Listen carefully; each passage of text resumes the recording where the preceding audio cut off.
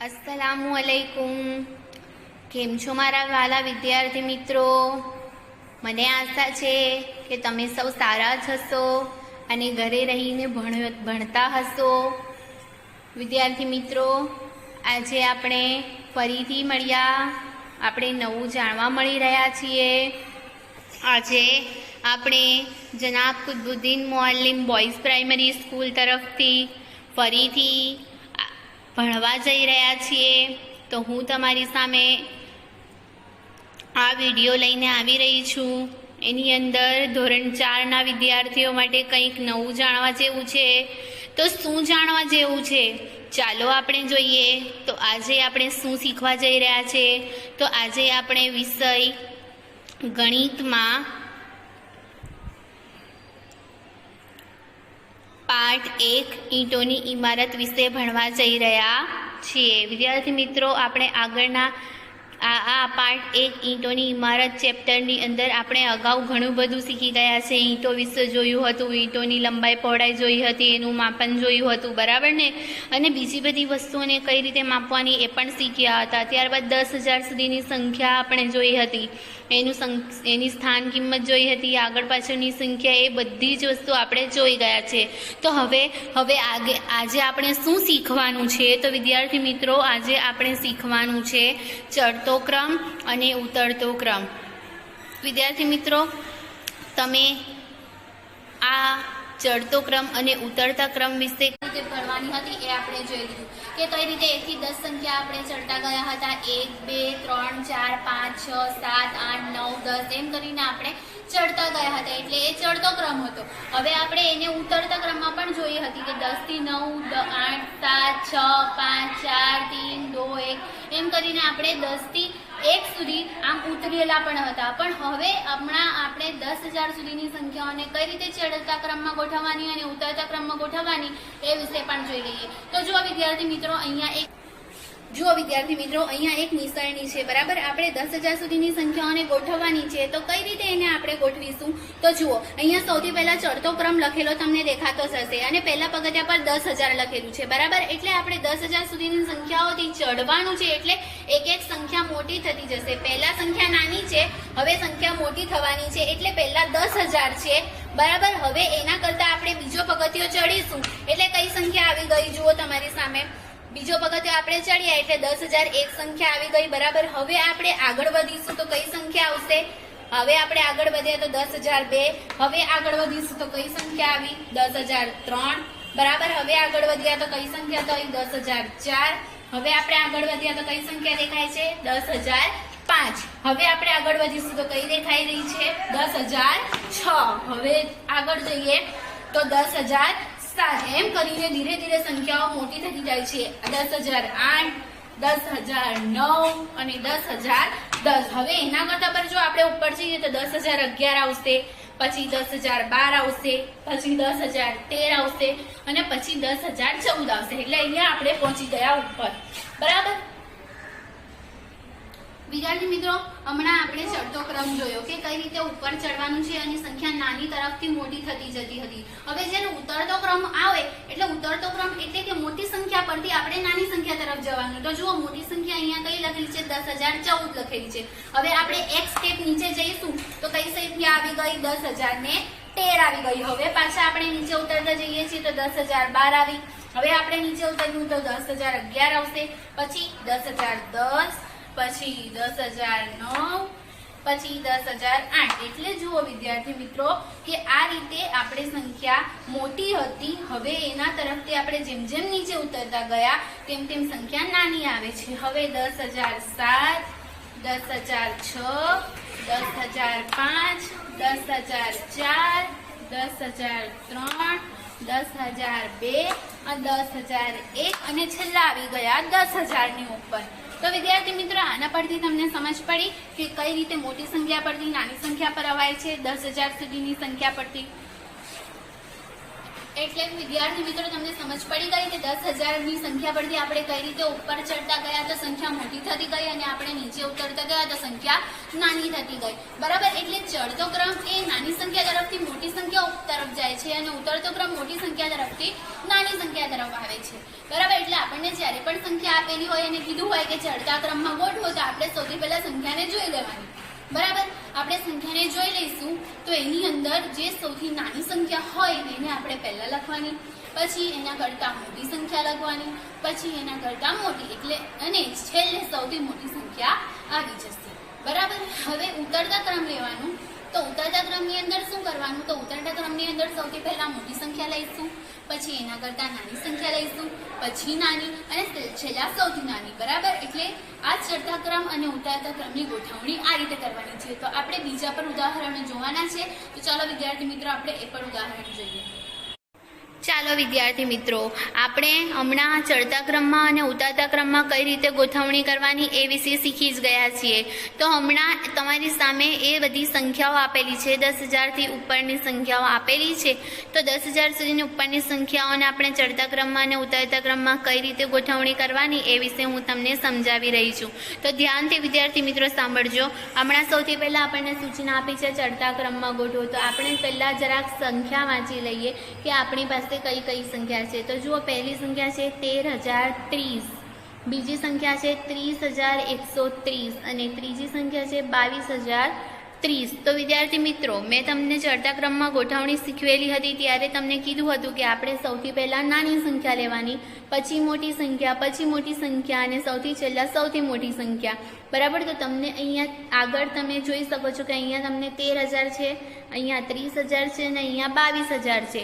તો વિદ્યાર્થી મિત્રો, સૌથી નાનું કયું ગણાશે, તો કે ભાઈ 13,000 ગણાશે। વિચારો જુઓ, 13,000 જ ગણાય ને તો 13,030 વાળી સંખ્યા આપણે પહેલા લઈ લેવાની, બરાબર। આ નાની સંખ્યા છે, ચડતો ક્રમ એટલે નાનું, બરાબર। એટલે આપણે પહેલા નાની સંખ્યા લઈ લીધી। હવે આપણી પાસે બે સંખ્યા વધેલી છે, આ રહી, એક 30,000 વાળી અને એક 22,000 વાળી। તો વિદ્યાર્થી મિત્રો વિચારો કે કઈ સંખ્યા નાની હશે, વિચારો, 30,000 નાનું છે કે 22,000 નાનું છે, કોણ નાનું છે? તો તમારો જવાબ હશે 22,000 નાનું છે, કારણ કે 22 કરતાં 30 મોટા ગણાય। તો આપણે સૌથી પહેલાં ચડતા ક્રમની અંદર નાની સંખ્યા લેવી હોય તો આપણે 22,000 લઈશું, એટલે 22,030 વાળી સંખ્યા આપણે મૂકી દીધી। અને સૌથી છેલ્લા હવે અહીંયા 3 જ સંખ્યા છે, તો આ પણ પતી ગઈ, આ પણ પતી ગઈ અને આ પણ પતી ગયું, આ પણ પતી ગયું અને આ પણ પતી ગયું। તો બાકી રહી આ 30,000 વાળી સંખ્યા, એટલે આપણે એને અહીંયા મૂકી દીધી। સમજ પડી વિદ્યાર્થી મિત્રો કે સૌથી પહેલાં નાની સંખ્યા કઈ રીતે જોવાની। હવે આપણે બીજું ઉદાહરણ જોઈએ।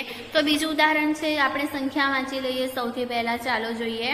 તો 43,600, પછી 43,006 અને 43,060।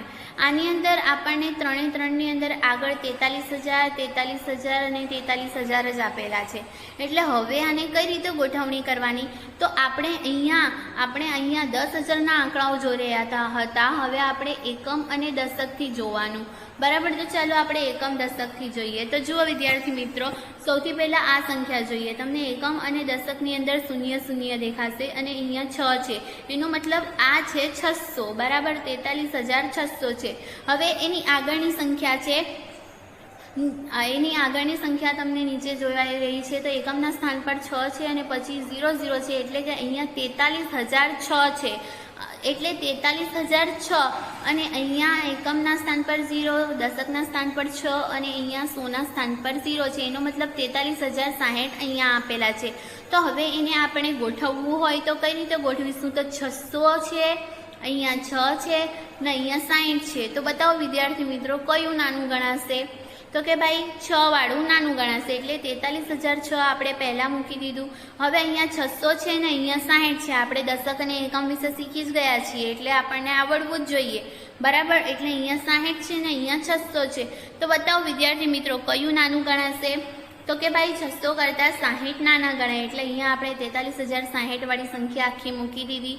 હવે જે વધ્યું એ આપણે અહીંયા છેલ્લે મૂકી દઈશું, 43,600। સમજ પડી ગઈ વિદ્યાર્થી મિત્રો। હવે આપણે ત્રીજું ઉદાહરણ જોઈએ। ત્રીજા ઉદાહરણની સંખ્યા પણ આપણે વાંચી લઈએ। જો 67,080, 68,070 અને 60,870. તો મેં તમને શું કીધેલું કે આપણે પહેલાં આગળની 10,000 વાળી સંખ્યાઓ જોઈ લેવાની. અહીંયા 60,000 છે, અહીંયા 68,000 છે ને અહીંયા 67,000 છે. તો વિચારો વિદ્યાર્થી મિત્રો કઈ સંખ્યા નાની ગણાશે. આપણે સંખ્યા જ્ઞાનની અંદર શીખી જ ગયા છે. 1 થી 100 સુધીની સંખ્યાઓ આપણે શીખી ગયા છીએ. તો જુઓ કઈ નાની ગણાય, તો કે ભાઈ 60 વાળી નાની ગણાય. એટલે આપણે 60 વાળી સંખ્યા પહેલાં લઈ લીધી. પછી 67 અને 68 વાળી છે, તો 67 નાનું છે એટલે 67,080 વાળી સંખ્યા પછી લીધી. અને 68,070 એ સૌથી મોટા છે એટલે આપણે એને 68,070 છેલ્લા લીધી. એટલે નાની સંખ્યા પહેલાં, એના કરતાં મોટી પછી અને એના કરતાં છેલ્લે સૌથી મોટી સંખ્યા લેવાની હોય છે. તો વિદ્યાર્થી મિત્રો તમારે આને નોટમાં પણ લખવાનું છે. તો ચાલો ઝડપથી લખવા માંડો.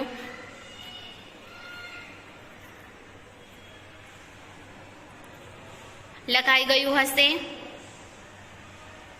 ચાલો આપણે આગળ પણ જોવાનું છે. તો આપણે હવે ઉતરતા ક્રમની ગોઠવણી કઈ રીતે કરવાની એ જોઈએ.